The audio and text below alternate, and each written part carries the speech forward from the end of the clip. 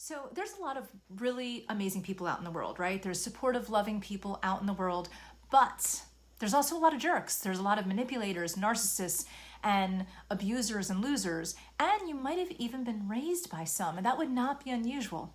My name is Michelle Pava. I'm a licensed psychotherapist, and I am here to help you to create a reflection revolution within yourself. Now, if you were raised by somebody that was actually hurtful to you, abusive, or if you were in a relationship with somebody that was betraying and hurtful to you, if you suffered violence or assault in your life or whatever, you, believe it or not, even if you're super intelligent and you know better, there's something called mirror neurons that have sort of been kind of infected in you, and you might be carrying yourself a certain way, or you might be believing certain things about yourselves, and it could also be really limiting. So hear me out on this.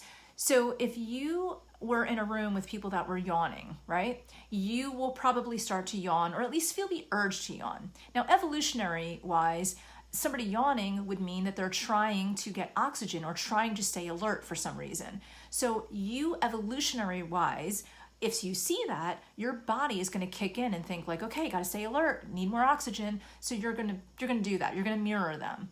Well, this is what happens even with people who are abusive and horrible to you, because you might be yawning even if you don't need oxygen, even if you are thinking that, you might feel great and you still might yawn. Well, cognitively, you might be walking around feeling pretty good.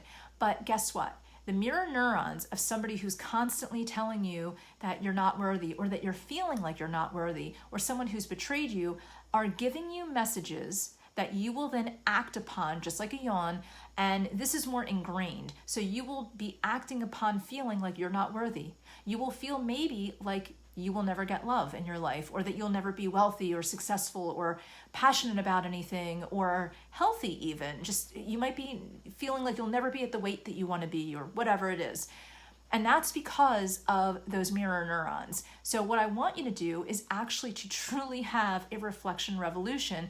And the first thing that I want you to do is think about a dog that might be in an electric fence, okay? So this little dog is running around the yard and really happy, and they go near this fence and they feel like they're almost free, and they get zapped. And it's just a little zap, but enough that sets them back a little bit. And so if that dog steps back a little bit, all of a sudden their world is smaller. Now they don't go that close to the fence anymore. Now they take a step back, but maybe the owner of that dog just saw the dog do that. So the owner amps up the electric of that fence. Now the dog goes a little bit closer. Maybe it just tests it one more time, and now it's even just a much larger volt. So now the dog is really afraid. Now the dog's world is much smaller. It doesn't even want to go to the other side anymore. That's what happens to you when the mirror neurons are firing off in your mind that you're not good enough, or you're not going to find love, or you're not going to be successful or passionate, or whatever it is. So you're really limiting yourself because you're creating a construct. So when people are treating you horribly, you're in this place of, you have to make sense of it, so you make this construct of who you think you are. Because if you think about, if I say, who are you? You might say, I'm a mom, or I'm a dad, or I'm a business person. You might start defining your roles, or things you like. I'm a spiritual person, or whatever. But there is really no I. Like, there is no such thing. The person who I was at 5, that body and everything about her, is a very different person than I am now, but that's still me. That's still I. So we are nothing more than a construct. We're growing and we're changing all of the time. We're always transforming, and we're a construct. So our thoughts, manufactured by our brains and partially our bodies, are not something that we can feel, and not something that we can easily manipulate, actually. So our thoughts are actually a construct as well. So the negativity, the abuse, and everything else that we have encountered become part of that construct, because we're taking that information and we're taking that environment and we're creating who we think we are. That is the new construct. So if you are looking at that, you are now blaming maybe other people for how you feel. So this is the construct, and you're feeling like you're never going to find love, or never be passionately in a career and be successful. And that's your construct. And if that is your construct, that is your belief system, and that is how you will live. Now, this is different than the law of attraction and all of that. So if we have this construct, and if we want to change this construct, we need to break on the other side of that fence. We need to open up our world a little bit more. Now, we can't do it too much. We can't just run through the fence and run in chaos. We have to just open the fence a little bit at a time. So what I want you to do is just tone down that electric fence. I want you to slowly turn it off so that you can just gently walk through the fence and not be in chaos, but being calm. And I don't want you to blame. It's so easy to blame. And so many of the coaches that I see on YouTube are all about like, your ex is horrible and they're a narcissist and so-and-so is a manipulator. And that's fine and good because it's affirming that you were a victim.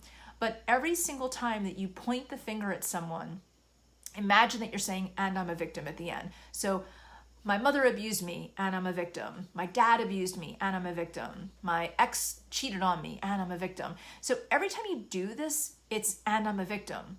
And that's like writing in blood on this transparent contract of your soul that you are a victim. Because every time you blame someone, you're shaming yourself and you're becoming a victim and you're saying that they're powerful and you're weak. And you're writing it in this contract that no one can see but your cells and your construct. And that is what you're living. You're living this contract of being a victim. And the only way out of that is to look on the other side of that fence where you're not sitting in the corner and going, oh, I can't move because there's an electric fence. See, there's an electric fence. You have to say, you know what? There's a fence there. And I think I'm going to lower the volts on it because I want to expand my world. And that's what you have to do. So I know that some of what I said is going to seem like a little bit too much tough love, and I don't want it to seem that way. I myself have had heartbreak in the past. I've been assaulted. I've been left for dead. And I am able to look at all of that as not just a learning experience, but I'm able to look at it as if I didn't have those experiences, it would be maybe even hard for me to know exactly what I stand for. It was those experiences in life that let me know how free I want it to be. And it was those experiences that helped me to have something to stand for. And that's what I want. I want you to know what the hell you stand for, how the hell you're going to get it. I want you to look in the mirror and love who you see. I want you to love your reflection. I want you to be happy in your own skin. And I want your skin, soul, and psyche to all connect so that you feel powerful, empowered, and a victor, not a victim.